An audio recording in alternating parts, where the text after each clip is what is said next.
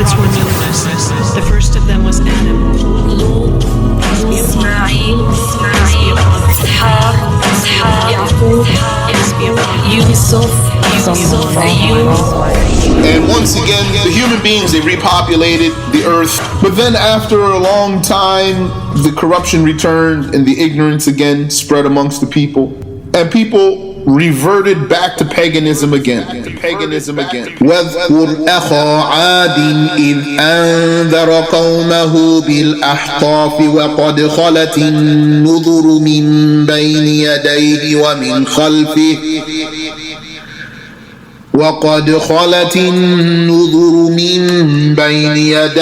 وَمِنْ خَلْفِهِ أَلَّا تَعْبُدُوا إِلَّا اللَّهَ إِنِّي أَخَافُ عَلَيْكُمْ عَذَابَ يَوْمٍ عَظِيمٍ. Mention the tribesmen of Ad when he warned his people in the land of Al-Ahqaf. That's from the land of the Arabs in Al-Yemen, in the southern part of the Arabian Peninsula.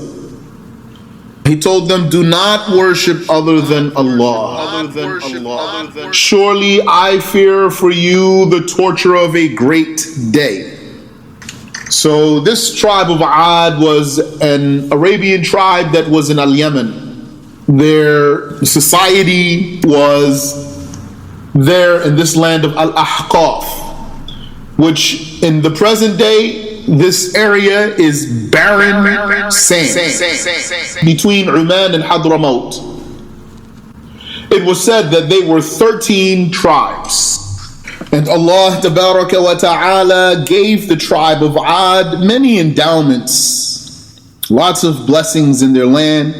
They had waters, fertile lands, crops, fields, and gardens. And they built very tall, firm structures. However, they were not thankful to Allah Tabaraka wa Ta'ala for His endowments because they worshipped other than Him. They lowered themselves to idols and they prayed to idols when they were in calamities. And they were the first of the nations to worship idols after the great flood. And they had dominated everyone around them. وَإِلَىٰ عَادٍ أَخَاهُمْ هُودًا قَالَ يَا قَوْمِ اعْبُدُوا اللَّهَ مَا لَكُمْ مِنْ إِلَٰهٍ غَيْرُهُ أَفَلَا تَتَّقُونَ. And to the tribe of Ad, Allah sent their fellow tribesman Hud. He said, "O my people, worship Allah. You have no God besides Him. Won't you be God-fearing?" So Prophet Hud alayhi salatu wasalam, he called them to the religion of Islam, and he was the best of them in manners, in status, and in lineage. It is said that he is Hud, son of Abdullah, son of Rabah, son of Al-Khalud, son of Ad, son of As, son of Iram, son of Sam, son of Noah, alayhi salatu wassalam. He told them to deem God as one, and he told them also to stop transgressing against people. However, they were stubborn.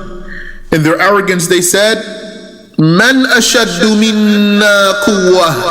Who is stronger than we are? And that's because Allah Tabaraka wa Ta'ala granted them excessive strength in their bodies and excessive height. They were extremely tall and extremely strong, more so than anyone else around them. So they were able to dominate everyone. Allah Tabaraka wa Ta'ala gave them long bones. It was said that the tallest of them reached 100 cubits, and that the shortest of them reached 60 cubits. أَلَمْ تَرَ كَيْفَ فَعَلَ رَبُّكَ بِعَادٍ إِرَمَ ذَاتِ الْعِمَادِ التي لم يخلق مثلها في البلاد. O Muhammad, do you know what your Lord did to the tribe of Ad? The tribe of Ad from Iram, the tribe that had poles, because they were people who lived in tents or some tent-like structures. That tribe which there was not one created like it in all of the land. أولم يروا أن الله الذي خلقهم هو أشد منهم قوة. Don't they know that Allah, the one who created them, is stronger than they are, is more powerful than they are? And only very few people believed in Prophet Hud alayhi salatu wassalam. And those who did believe in him, they used to hide their belief out of fear of their people. قال الملأ الذين كفروا من قومه إنا لنراك في سفاهة وإنا لنظنك من الكاذبين. The group among those who disbelieved from his people said, we see that you are in foolishness, and we think that you all are a bunch of liars. قال يا قوم ليس بي سفاهة ولكني رسول من رب العالمين. O my people, I am not involved in any foolishness.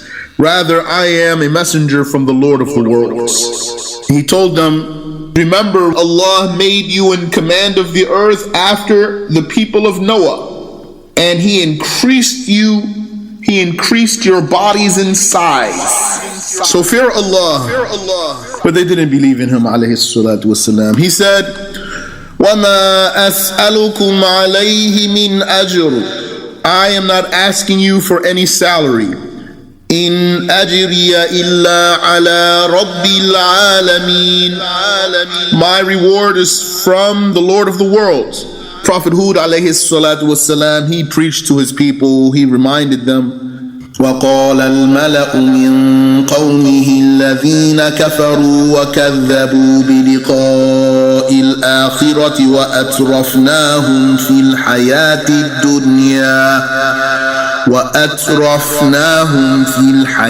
الدنيا ما هذا إلا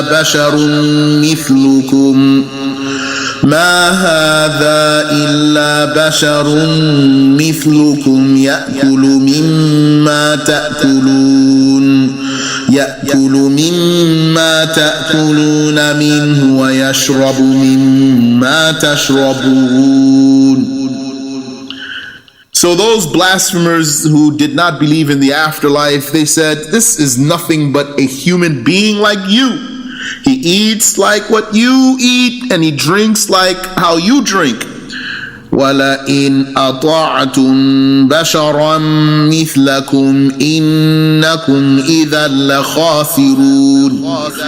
And if you obey a mere human like yourselves, then you will be losers.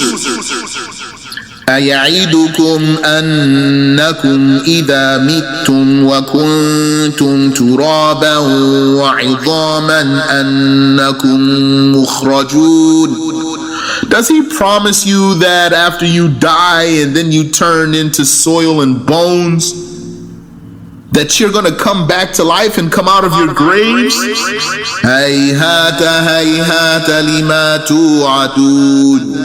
Oh, how far-fetched is what you have been promised.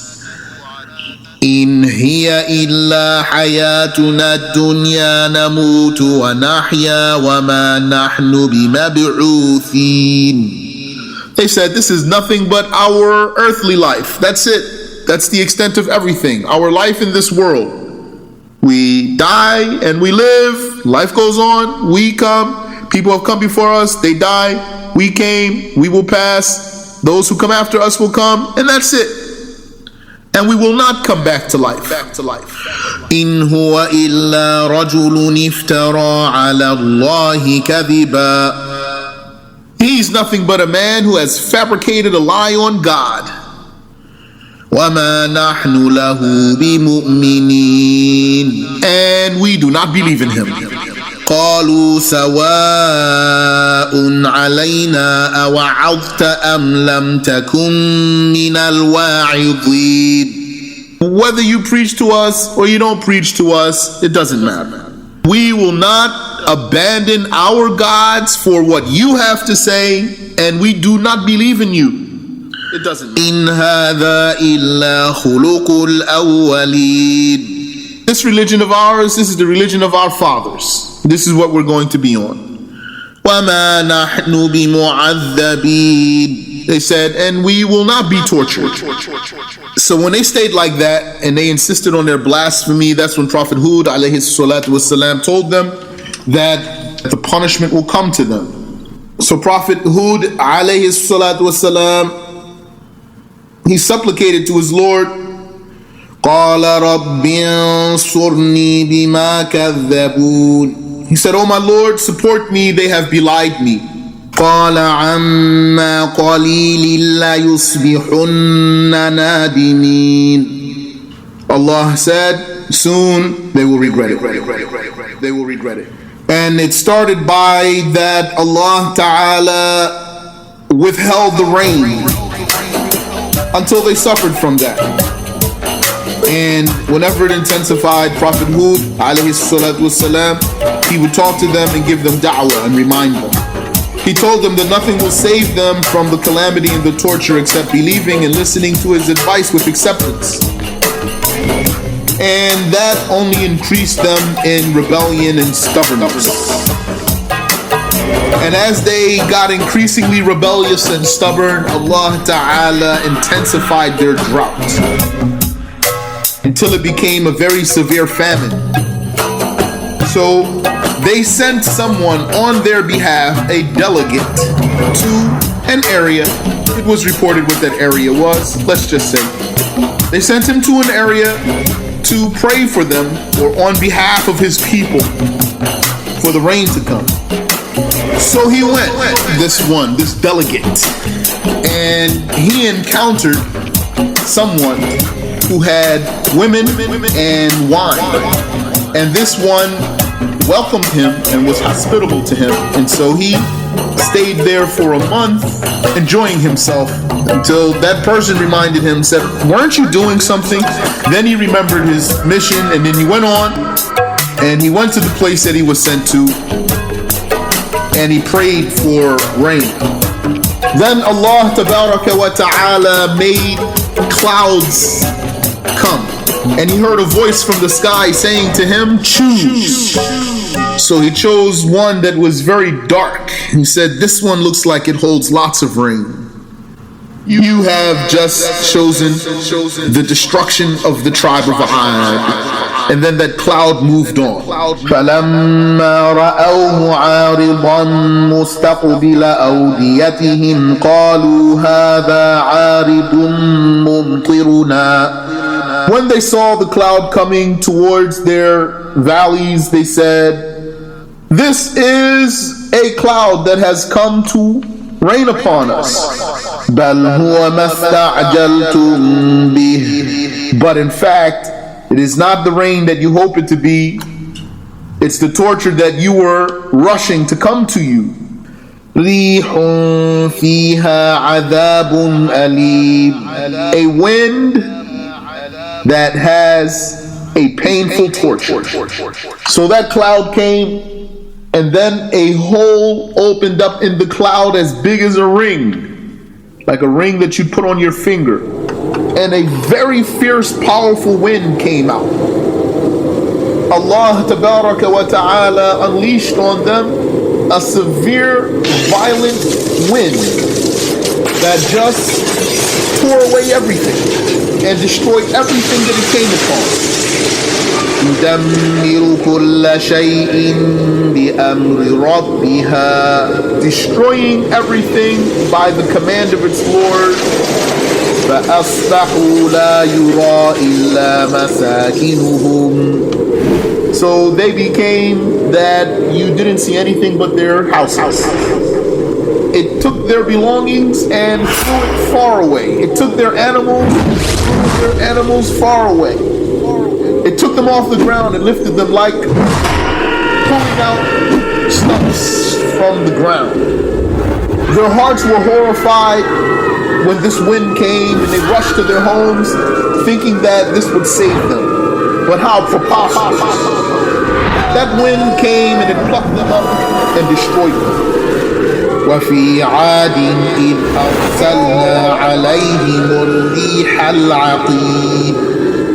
There's a sign in the tribe of Ad when Allah sent against them a barren, destructive, horrible, cold wind and a roaring wind.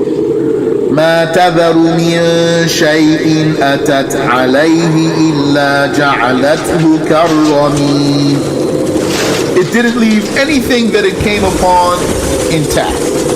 Rather, it decimated everything and left it broken. They were lifted up into the air and dropped down on their heads, and their heads would get smashed. And their bodies lay on the ground, lifeless and decapitated. سخرها عليهم 7 ليال و8 أيام حسوما. It was unleashed on them for 7 nights and 8 days, completely and consecutively, non-stop. فترى القوم فيها صرعا. And you would see the people's corpses scattered about. كأنهم أعجاز نخل خاوية. As if they were hollowed tree stumps without branches, uprooted out of the ground, laying here and there. Because they were laying down here and there with no heads. فهل ترى لهم من باقية. Do you see any more of them left? And Allah Tabaraka wa Ta'ala, He saved Prophet Hud alayhi salatu wasalam and his followers. It was said that after that, Prophet Hud alayhi salatu wasalam performed Hajj. And there's difference in opinion about the location of his grave. Some said he's buried in Hadramaut, some said he's buried in Mecca, some said in Damascus. So Allah Ta'ala knows where Prophet Hud is buried alayhi salatu wassalam.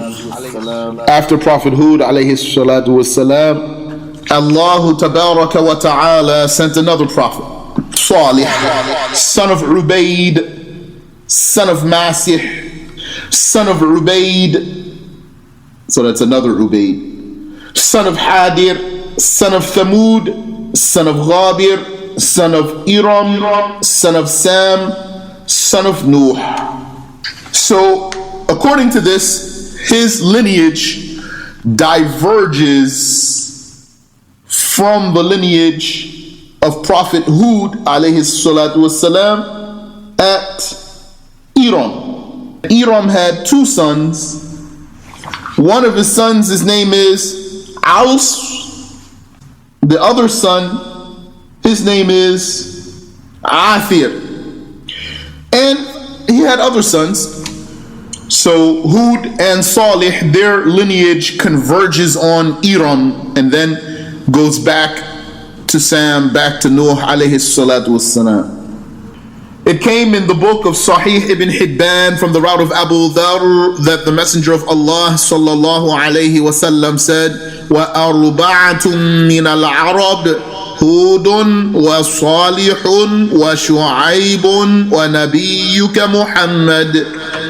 4 prophets were Arabs: Hud, Salih, Shu'aib, and your prophet Muhammad.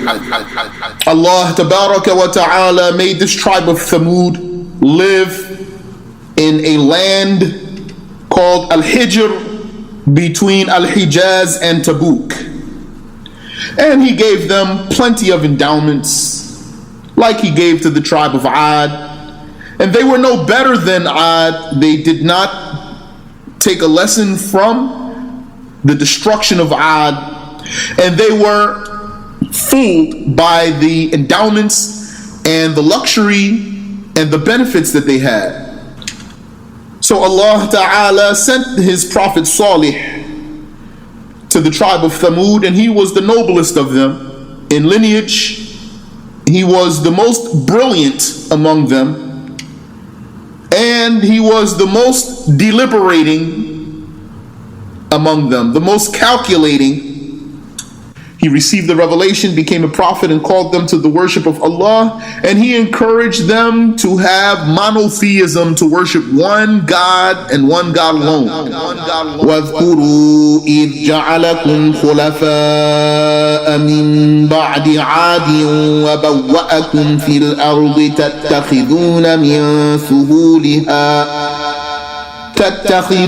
من سهولها قصورا وتنحتون الجبال بيوتا فاذكروا آلاء الله ولا تعثوا في الأرض مفسدين. He said to them, remember that Allah Ta'ala made you commanders of the earth after Ad, from the land that is easily traversed, that is easily walked upon. You have built castles and palaces, and from the mountains and from the stone you have carved your homes out of stone. وَكَانُوا يَنْحِتُونَ مِنَ الْجِبَالِ بُيُوتًا آمِنِينَ. They used to carve out of the mountains houses.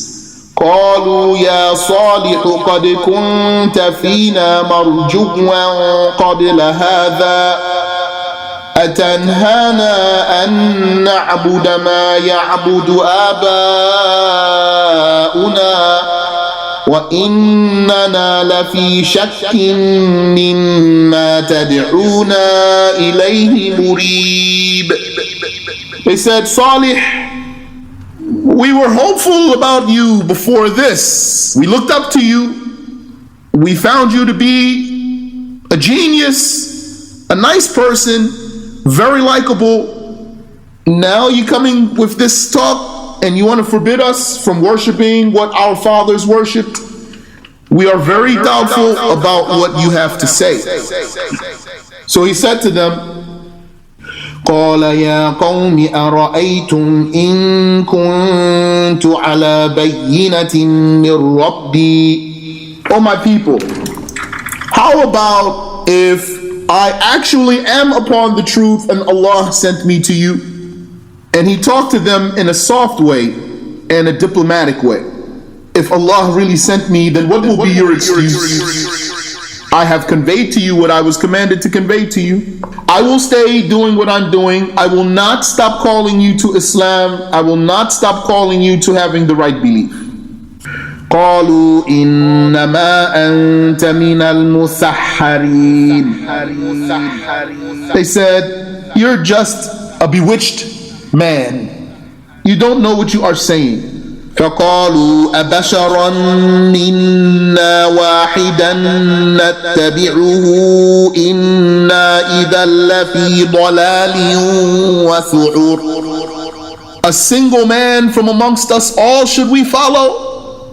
If we did that, then we would be misguided and insane. ألقي الذكر عليه من بيننا. Has the revelation come to him from amongst us all?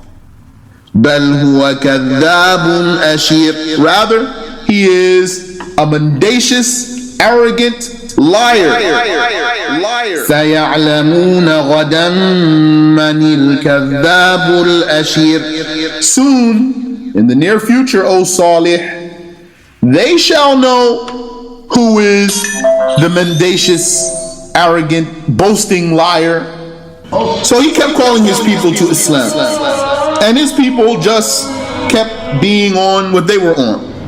And when they found him that he's actually serious and he's not going to stop, then some of them became concerned because he was getting followers, and they were afraid that if he gets too many followers, they will lose their following and whatever else of the earthly life they are enjoying. So they wanted to show the people that he was fraud.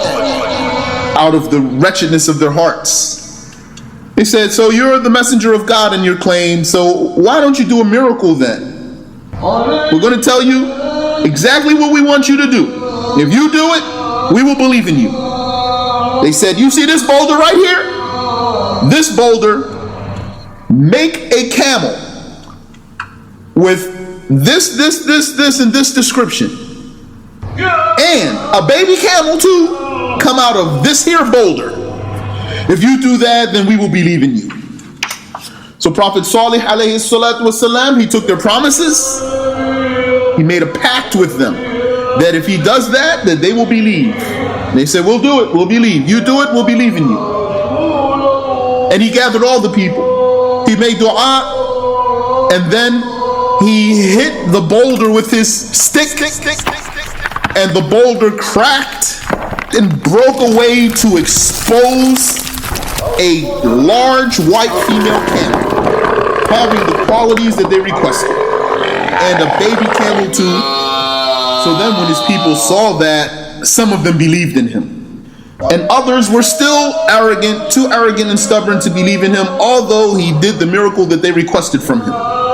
Some of them believed, most of them stayed as kuffar and discouraged people from embracing Islam. So then Prophet Salih alayhi salatu wasalam, he said to them, هَذِهِ نَاقَةُ اللَّهِ لَكُمْ آيَةً. This is Allah's camel for you as a sign. فَذَرُوهَا تَأْكُلُ فِي أَرْضِ اللَّهِ. Leave this camel alone, don't bother it, and let it eat wherever it wants. وَلَا تَمَسُّوهَا بِسُوءٍ فَيَأْخُذَكُمْ عَذَابٌ أَلِيمٌ. Don't harm this camel, or else a painful torture will come to you. So then it happened, then what? Now there's a big white camel walking around, came out of a boulder, and a baby camel that follows its mother. And now this camel is living amongst them. They see it with their own eyes, eating wherever it wants and going to the water hole. However, they had a law that Allah revealed to Prophet Salih, which was that the camel would be allowed to drink from the water source or the water hole on one day, and the people would not be allowed on that day. And on the next day, the people would be allowed. And so they had to alternate. The camel would go to the water source every other day, and the people would go to the water every other day, which would mean that they had to collect enough water for 2 days. And it was said that this camel, when it was the camel's turn, the camel would drink all of the water, all of the water. However, the camel would go around to every house, and the people would put a bucket under the camel, and without even touching the camel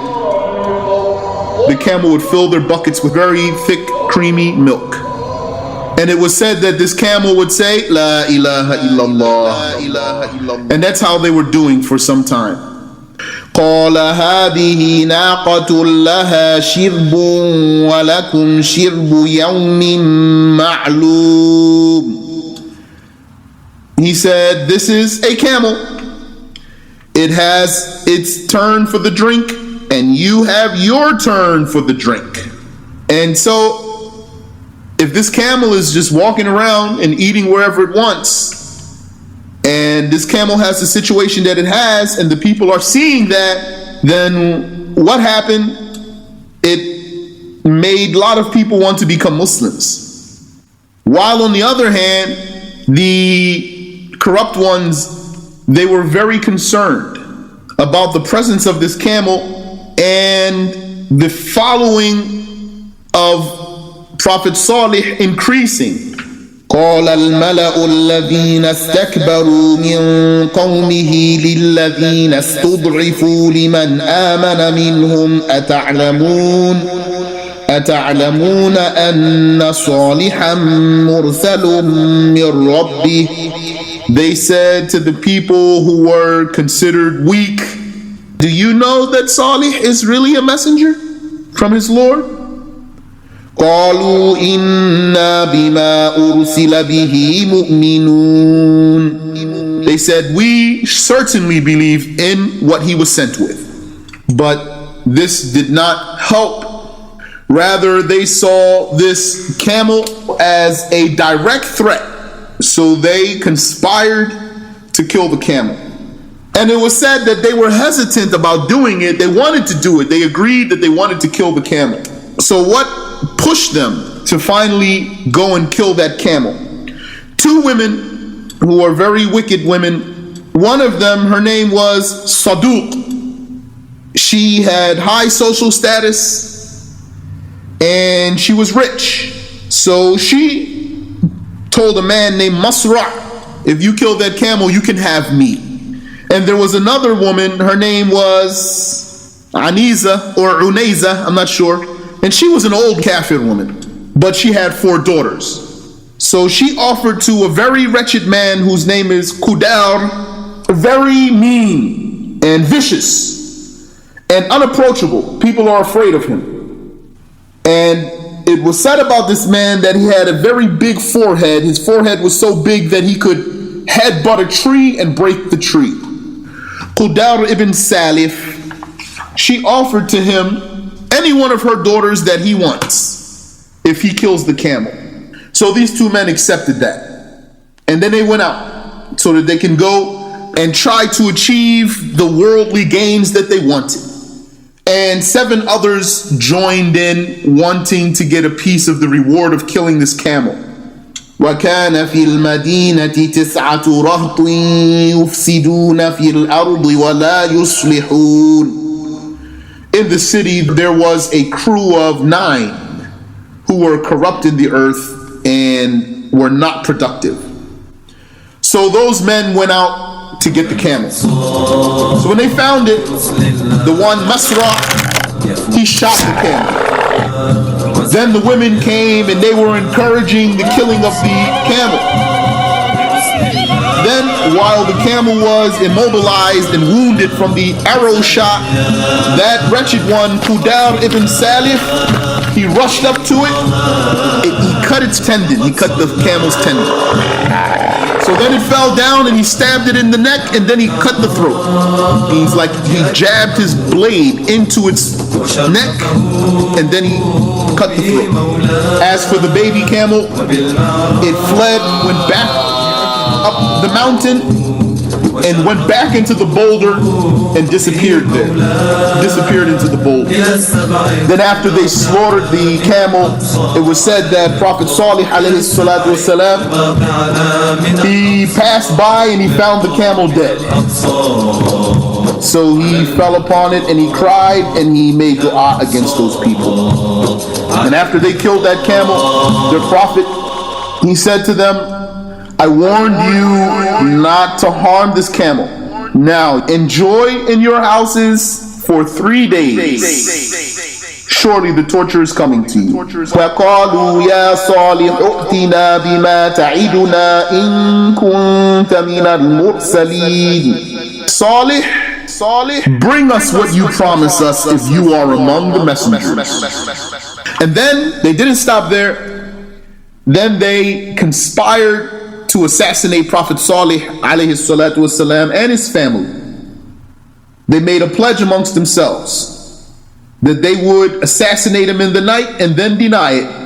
But Allah tabaraka wa ta'ala saved Prophet Salih from those people who wanted to assassinate him. As it was said, Allah sent stones upon them. When they woke up in the morning, after that, so that's the first day, that was a Thursday, they found that their faces were yellow. So they were very afraid. By the time the night came, they said, hear ye, the first day has passed until the expiration time. Then on the second day, which was Friday, they found their faces red. So they were very afraid, more. And in the nighttime, they called out, hear ye, 2 days have passed until the expiration.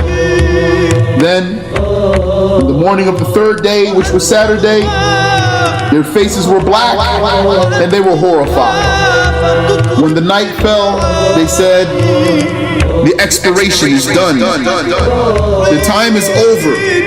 And then the next morning was Sunday. They got themselves ready to be destroyed. They resigned to the coming torture, and they were just waiting. They didn't know from where would the torture come. From the sky, from the ground, what's going to happen. On that fourth day, when the sun rose and they hadn't been destroyed, they thought that Allah had mercy on them. Some of them had dug their own graves and they were sitting in their graves waiting, but the sun rose and they still weren't dead.